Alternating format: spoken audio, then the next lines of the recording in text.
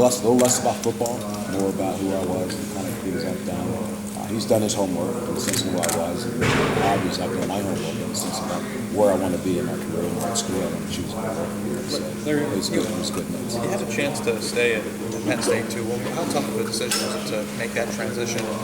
What was it that put Ohio State in the category that was better? Well, it wasn't just Ohio State. I think the toughest thing for my relationship with my coach. I really have a relationship with my players. The toughest job for me was saying goodbye to my players. That was the toughest job. I have not done that in a long time. And to do that, it's kind of emotional. The players understood exactly where I was coming from. So it wasn't just I'm going to Ohio State. I had some options on the table. I wanted the best fit for me. I wanted an opportunity, obviously, to win a national championship. That's important to me in my career and what you're doing. But I want a place where I can go and feel like it's home. I talked to Coach Meyer and his philosophy, asking me what I'm thinking about in my career and the players, the type of players I'm coaching in the room. It was a pretty tough decision, but a very easy decision once I got down to where I wanted to go and coach. So it wasn't about a rivalry. It was really about a fit for me.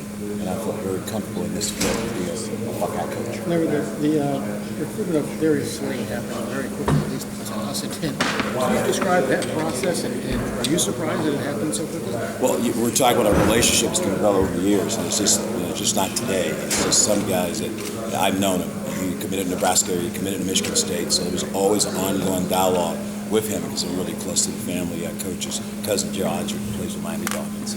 So it was a relationship. It's just a matter of him deciding what he wants to do. So we communicate and talk, and at the end of the day, he's a Buckeye. I'm really excited about that. Are you surprised because I guess you're supposed to visit next week or something? Yeah. We talked about it. It was a conversation we had on the phone, but we talked about his potential to be here, and the family agreed to that. This is a great opportunity. It's pull the trigger today, opposed to waiting. And what do you think of him as a player? I think he's got a chance to be a special player. He's 6'4", he's 225. He's an athletic guy who can run, change direction. I think he fits into the scheme we're going to do defensively. So it really is a good get for us. Larry, this actually happened to me. One time I bought a car from a guy, and 4 years later I went to another lot, and this guy was working that lot, and he sold me another car. Mm-hmm. How tough was it for you to change lots, so to speak, after 18 years selling one product? But I might have changed a lot, but I didn't change cars. You know what I mean? And it really is just, there's no question it's different because it's 18 years in one place. There's no question. And I said earlier, my stand at Penn State was really because it was a decision I made because I'm really loyal to my players. That's why I stayed all those years and had a chance to go. Yeah. It was just at this time, this junction, maybe it was time to separate. And separate on a good term. I felt like this was a great opportunity to do that at this particular time. But but what I'm making is like you're selling another product though. You're knocking on a lot of the same doors and stuff. What's the reception been like? When you go back to the same doors and like Darius Slade, for example. I mean, that's a kid who.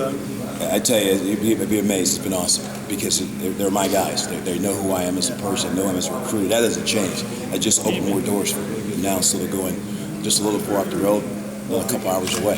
And I think my coaching staff, my coaching relationship, the guys back in Maryland, D.C., Virginia area, is built on that. And so, they're really excited about the opportunity, another school walking in. Larry, that happens to be Larry Johnson.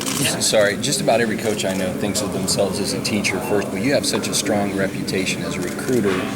Wondering, does that ever bother you? Are you okay with that reputation, that some people may know you for that as much as anything else, or is this just the world we live in, and it's part of obviously it's part of the job? I think it's more than recruiting. Obviously, it's just my niche, but I think the brand that I have is really I'm a teacher. I'm a fundamental developing kind of guy. I want to develop players into outstanding people, outstanding players, and I think that all goes together. Because you recruit the right fit, obviously we say that, but I'm recruiting more than just a kid. I'm really recruiting the whole entire family, a good fit. So I'm okay with that. Okay. Talk about that though. When you got this job, did you grab what books did you grab to learn about Ohio State real quick? You understand what I mean? There's so much to learn. I'm really getting. I walk in the first day and someone says, "Hey, coach, no blue pens." I didn't know that. Yeah. So there's a lot of little things that I've got to learn pretty fast when you talk about the team up north. So those are the things I've got to learn pretty fast. But as far as football and the whole thing, that's easy. But learning just the ins and out of Ohio State football, I think that's the challenge for me. But you had a lot of blue stuff. I would think, right? I have a ton of blue stuff. Yeah. What do you do with it now? Well, we'll have to figure out something, Salvation Army, or we'll give it to the armed vets or something. There's some people who love to have that gear, so I would be able to probably get with it if I have to. Yeah. Larry, when Urban talked about the hiring process, he suggested that the Spence family had played some role in that. Can you speak to that at all? I mean, had you talked to the family at all beforehand to inquire about the job? I did not talk to him beforehand, but I got a call from his dad. We talked on the phone, and really he just called to see how I was doing. I didn't realize the next phone call was coming. but I think that he knows me, and I think that's the neat thing about when you recruit kids in a good relationship.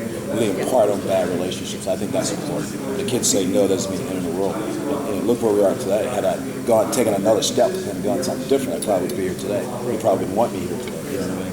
And so a sense of how to handle kids and recruiting when they say no, I think that's the focus for me. I think in this case, it helped me because now I'm here with a guy who really knows me. How common is that for a position coach to keep in touch with a kid? That's not very common at all. So you better have a pretty good relationship to continue that. And I think we did.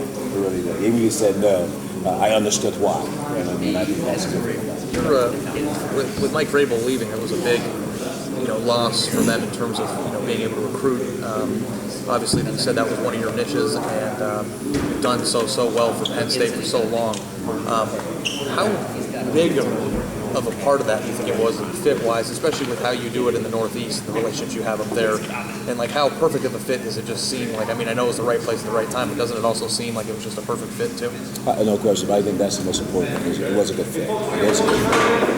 Coach Gray was a great coach now. He was a great recruiter. Different areas, but really a great recruiter. I'm going to a different place. I'm going to the place where I know, so that's going to help me. There's no question about that. And then to go nationally, I think it's pretty awesome. But I think it helps me. Do you think you're going to be continuing on in that regard in terms of being in the Northeast